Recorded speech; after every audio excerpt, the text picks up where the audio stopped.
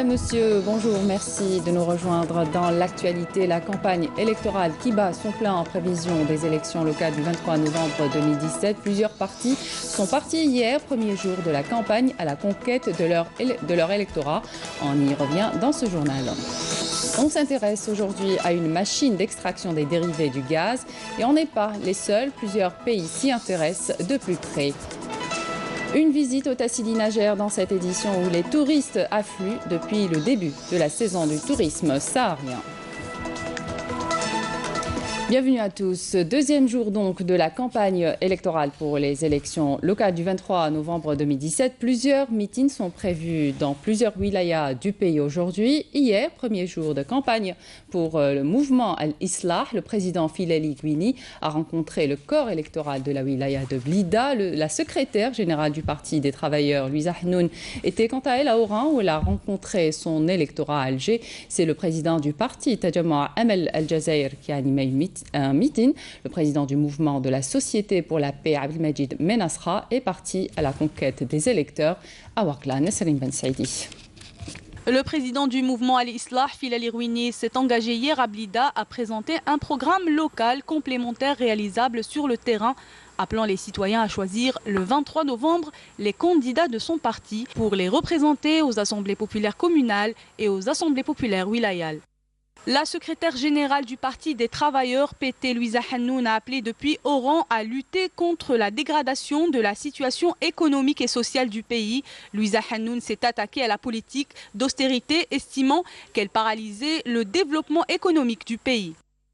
Le président du parti, Tajamma Amal Al-Jazair, Taj Ammar Ghoul, a affirmé que son parti ambitionnait d'offrir une alternative positive au développement local qui constitue une priorité pour le citoyen. Depuis Alger, Ammar Ghoul a indiqué que l'Alliance Taj aspirait à travers les élections locales à offrir une alternative positive au développement d'une Algérie stable et sereine. Le président du mouvement de la Société pour la paix, MSP, Abdelmajid Menasra, a mis l'accent depuis Ouargla sur l'importance d'œuvrer pour un développement équitable et pour un équilibre entre les différentes régions. Abdelmajid Menasra a par ailleurs indiqué que tous les Algériens ont droit à un développement équitable qui présente actuellement des déséquilibres du fait d'une mauvaise gestion et d'une mauvaise répartition. Dans la wilaya de Boumerdès, c'était le porte-parole du secrétaire général du RND, Sadiq Chihab, qui a animé un meeting. Le secrétaire général du FLN, Jamal Ould Abbas, était hier à Alger. Quant au corps électoral de la wilaya de Tamanrasset, a assisté à deux meetings, celui du mouvement populaire algérien animé par Amara Ben Younes et celui du Front Al-Mustaqbal animé par Abdelaziz Belaïd. Leur compte rendu avec Menel Boutouaba. Depuis Boumerdès, le porte-parole du RND, Sadiq Chihab, a plaidé pour un développement territorial équilibré à même de revitaliser l'économie au niveau local, insistant sur la nécessité de réviser le code communal et de wilaya en donnant plus de prérogatives aux assemblées locales et libérer l'initiative d'entreprendre et de création de richesses. Les APC doivent continuer à bénéficier du soutien de l'État à travers notamment l'augmentation des enveloppes allouées aux plans communaux de développement, a-t-il affirmé. Pour sa part, le secrétaire général du FLN, Jamal Ould Abbas, a indiqué lors d'une rencontre avec les candidats d'Alger que son parti aspirait à remporter la majorité absolue des assemblées locales avec le soutien des 700 000 militants mobilisés pour la réussite du parti lors des prochaines élections. Il a appelé les candidats à animer une campagne propre et civilisée qui reflète la position du parti. Ould Abbas a donné des instructions aux animateurs de la campagne sur l'importance des activités de proximité, réaffirmant que le programme électoral du FLN est le même que celui du président de la République. Le président du MPA, Amara Ben Younes, a plaidé quant à lui depuis Tamanrasset pour la récupération de la totalité des prérogatives de l'élu pour dynamiser sa mission localement. Ben Younes a indiqué qu'il était important de récupérer les attributions de l'élu et de mettre un terme à l'ingérence de l'administration pour lui permettre de mener à bien sa mission et de contribuer à la satisfaction des attentes des électeurs. Depuis Tamanrasset également, le président du Front El Moustaqbel Abdelaziz Belaïd a indiqué que le peuple algérien était le premier décideur dans le choix de ses représentants conformément à la Constitution et qu'il faut que ces élections soient transparentes et intègres, affirmant que le cœur du programme de son parti est de rétablir la confiance entre les citoyens et leurs élus et de redonner de l'espoir à la jeune génération en leur gouvernant et en l'avenir de leur pays.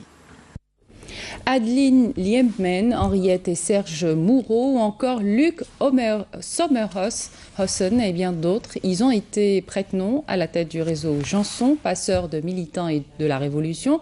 Tous ont apporté d'une manière ou d'une autre du soutien et de l'aide aux militants algériens qui luttaient pour l'indépendance de l'Algérie, autant d'engagements rapportés dans le colloque des Belges et la guerre d'Algérie. Yezidait Mahidine. Ce colloque international réaffirme l'engagement des réseaux Curiel, Johnson, Alex, ainsi que le collectif des avocats belges pour la cause algérienne. Nous avons surtout en Belgique, à partir de 1957, donc nous commémorons l'anniversaire, l'appel à la légalité belge. Il s'agit d'une application plus pure et simple de la plateforme de la Soumam qui entendait s'appuyer sur les gouvernements neutralisés ainsi que sur les opinions libérales. Donc les opinions libérales, ce sont les personnes progressistes qui sont en Belgique, notamment à Bruxelles et à Liège. Ces personnes seront les principaux moteurs des réseaux de soutien en Belgique. Nous avons aussi mis notre maison à la disposition du FLN pour toutes sortes de réunions importantes qu'ils ont eues. Mais surtout, nous avons hébergé des jeunes Français qui refusaient de porter l'uniforme et qui refusaient d'aller se battre en Algérie.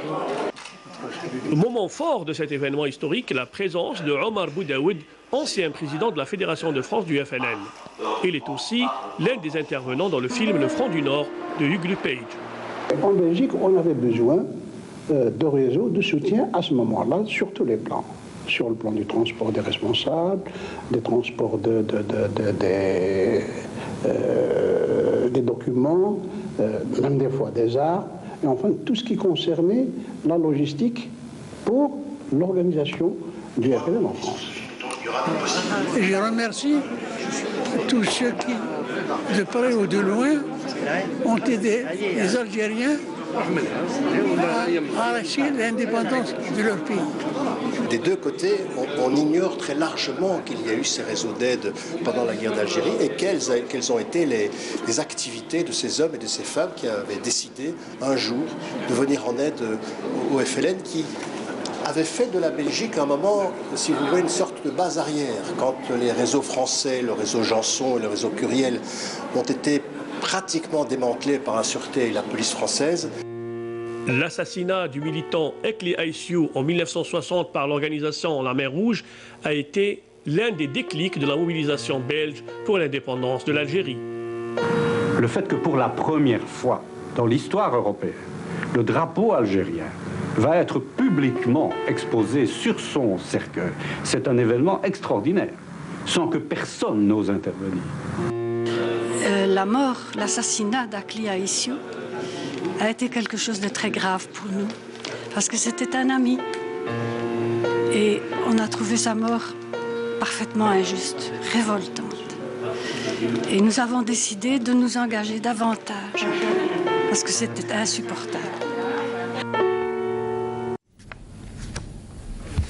Le général de corps d'armée Ahmed Gaïd Salah, vice-ministre de la Défense nationale, chef d'état-major de l'armée nationale populaire, effectuera demain, 31 octobre, une visite de travail au niveau de certains établissements relevant de la Direction générale des transmissions et des systèmes d'information.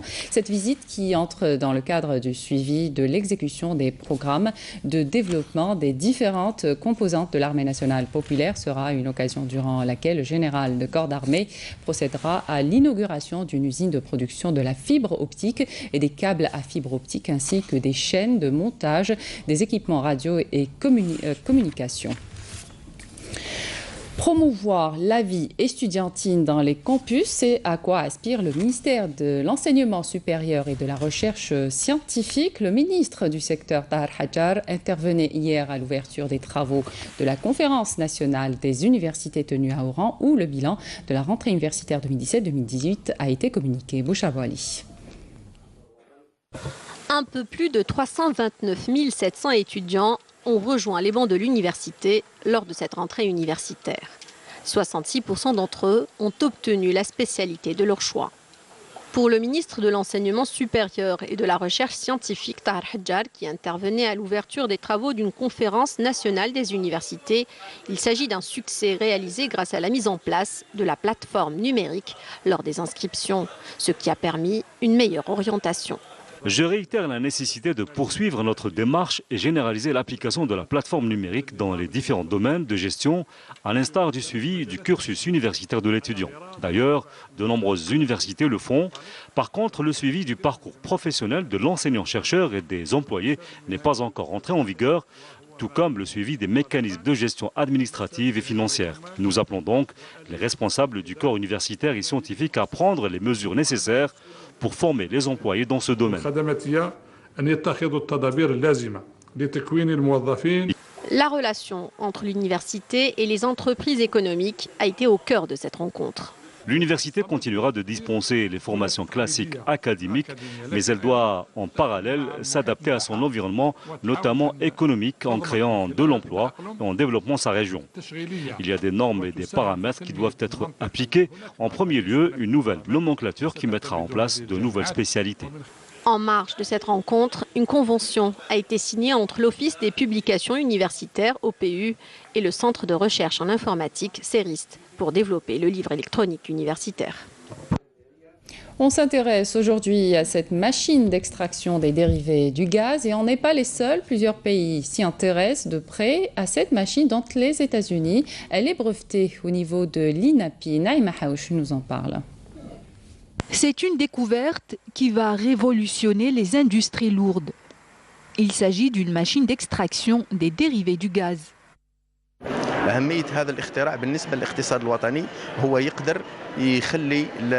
L'importance de cette invention pour l'économie nationale, c'est qu'elle permet d'extraire plusieurs dérivés du gaz algérien et on le vendra beaucoup plus cher.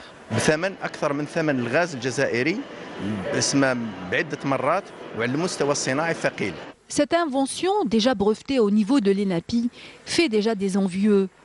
Les États-Unis sont déjà preneurs et s'intéressent de près à cette machine.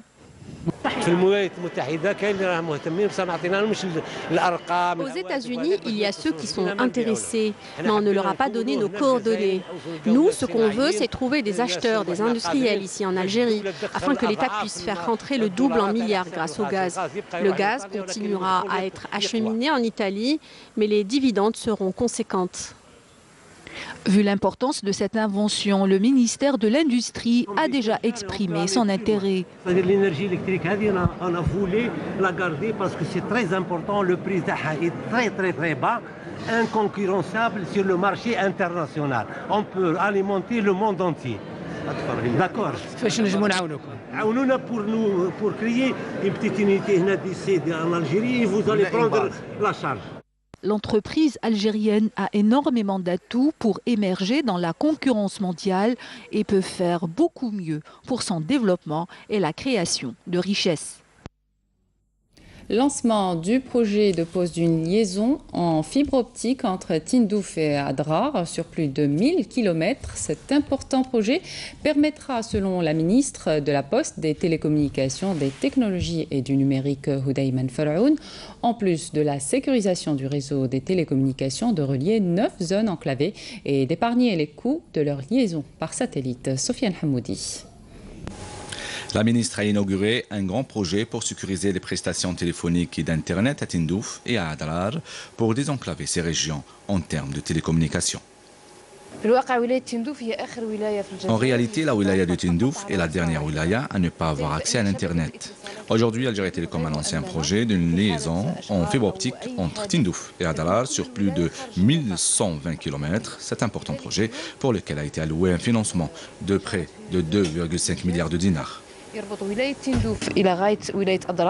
Une cérémonie de signature d'une convention de partenariat entre Algérie Télécom et Algérie Poste portant sur la modernisation du réseau national reliant les bureaux de poste par la refonte des parties détériorées et l'augmentation du débit de la connectivité.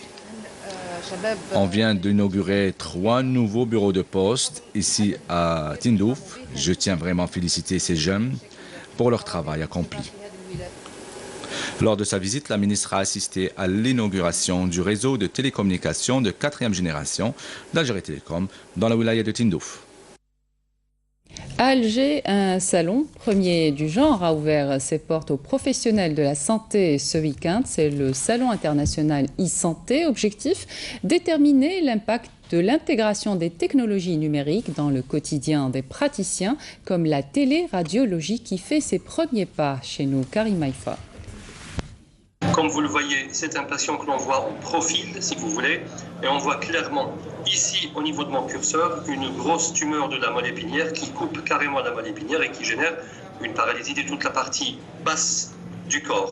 Plus besoin de faire des kilomètres pour interpréter un scanner ou une scintigraphie.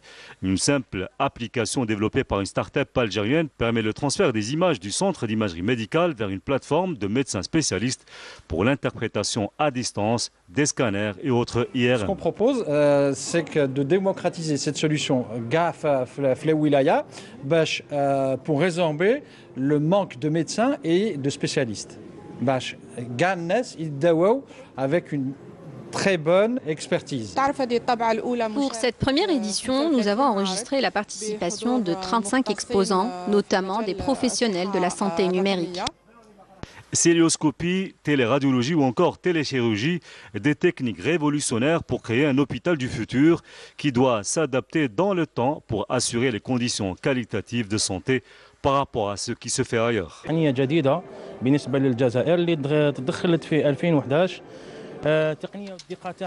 C'est une nouvelle technique utilisée en Algérie depuis 2011. On a un taux de satisfaction de la part de nos patients qui atteint 100%. Ce salon est une opportunité pour mettre les technologies de pointe au service du patient algérien et pour la facilitation de la prise en charge de ce dernier à travers l'intégration des technologies numériques dans le quotidien des praticiens.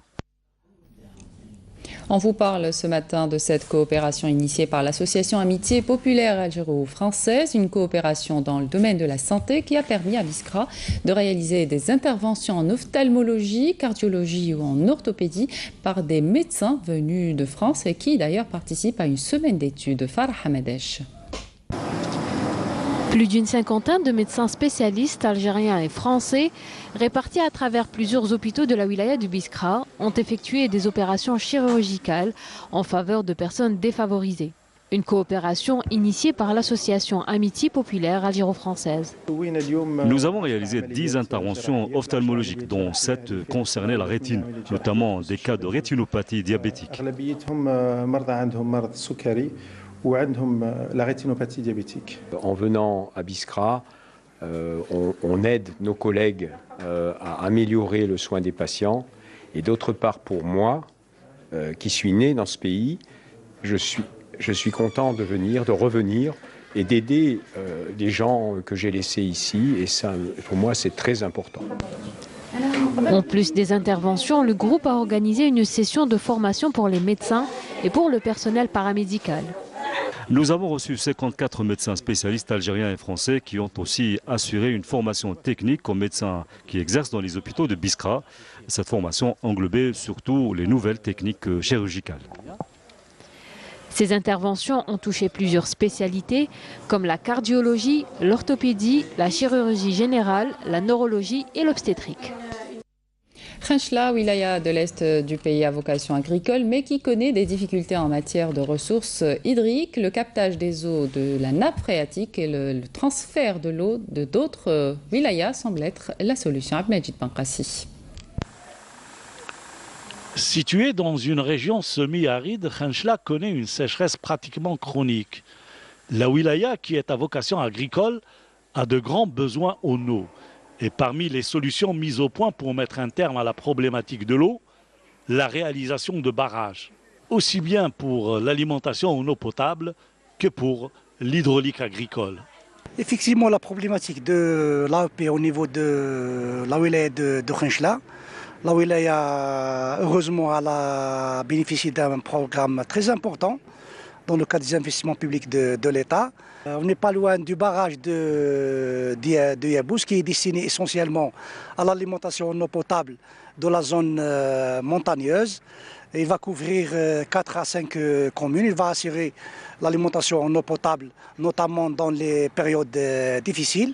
On est à proximité également d'un périmètre agricole de 1000 hectares.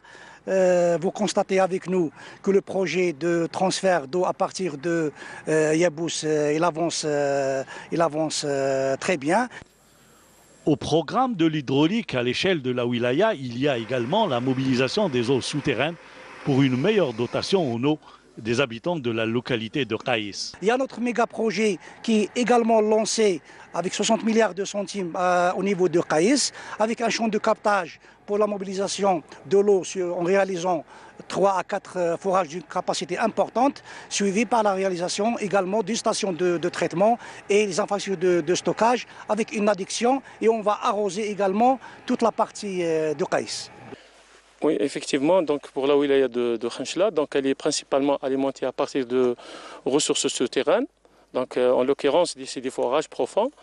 Et les dernières années, comme il y a quand même une pénurie d'eau, enfin une sécheresse qui a connu au niveau du forage, qui a connu un tarissement parfois, et même une diminution et un rabattement au niveau d'eau. Donc on est allé, la stratégie du secteur, donc c'est allé vers la ressource superficielle. Les ressources superficielles, bien sûr, et c'est la stratégie nationale qui consiste à réaliser des ouvrages hydrauliques, en premier lieu les barrages. Un choix approprié pour une mobilisation efficace de toutes les ressources en eau. À Mostaganem, près du barrage de Kramis, des agriculteurs ambitionnent de développer l'élevage bovin et de créer un bassin laitier, un projet qui nécessite la mise en service d'un plan d'irrigation dont les études ont été achevées et qui n'attend que le financement. Reportage Halimi Aïch. À une 60aine de kilomètres du chef-lieu de la wilaya de Mostaganem, dans la commune de Nekmaria, se trouve bon nombre d'exploitations agricoles. Certains agriculteurs doivent adapter leur exploitation en fonction de l'eau disponible, une ressource qui se fait rare ces derniers temps.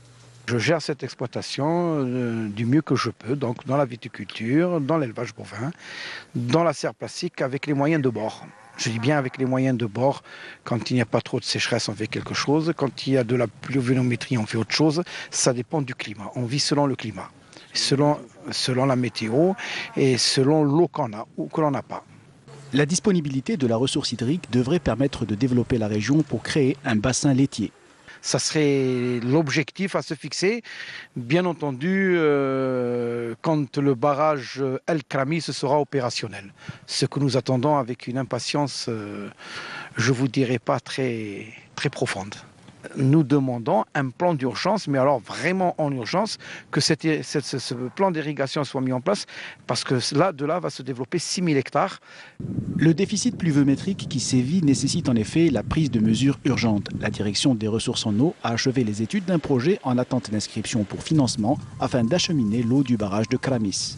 Le barrage Kramis actuellement il fait que de 22 millions de mètres cubes. 22 mètres cubes, donc c'est le 15 millions pour l'irrigation et le reste pour l'alimentation eau potable de 3 chefs-lieux de Dairat. Donc c'est la première tranche réalisée et exploitée. La deuxième tranche, les études sont achevées et réceptionnées. On attend le financement pour réaliser la grande tranche, la deuxième tranche. Il y a tout un système. Donc, il y a 3 stations de pompage et un réseau d'irrigation primaire, secondaire et tertiaire avec les bornes d'irrigation. Un système d'irrigation que les agriculteurs de Mostaganem attendent avec impatience et qui devrait permettre de développer la production et l'économie nationale.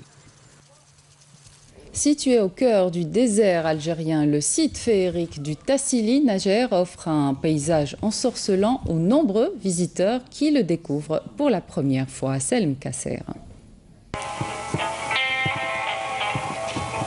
Au premier regard, des paysages lunaires et envoûtants nous accueillent. Le Tassili Najer, dans toute sa splendeur, abrite l'un des plus importants ensembles d'art rupestre préhistorique du monde.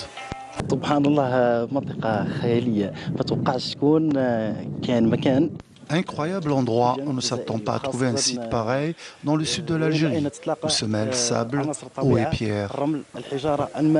يعني مكان ولا أروع. Je suis de Ain Timoushen, cet endroit m'a beaucoup plu, j'espère revenir. Plus de 15 000 dessins et gravures rupestres recouvrent ces murs et permettent d'y suivre depuis 6000 ans avant Jésus-Christ jusqu'à notre ère les changements climatiques, l'immigration de la faune et l'évolution de la vie humaine aux confins du Sahara, ce qui confère à ce lieu un intérêt particulier pour les touristes. Quand je suis venue dans ce site, j'ai été émerveillée par les paysages multiples et variés. Une première pour moi et c'est difficile de décrire ce qu'on ressent. L'accueil est extraordinaire. C'est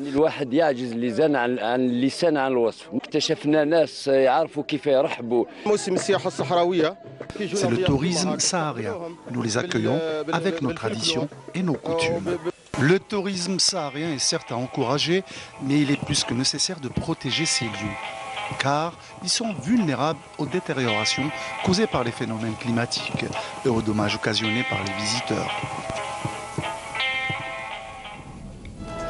C'est la fin de cette édition. Merci de nous avoir prêté attention. Tout de suite, les prévisions météo avec Ferial Chir. Ce soir, retrouvez Zohel Benzimeled. J'aurai le plaisir de vous retrouver demain à partir de midi.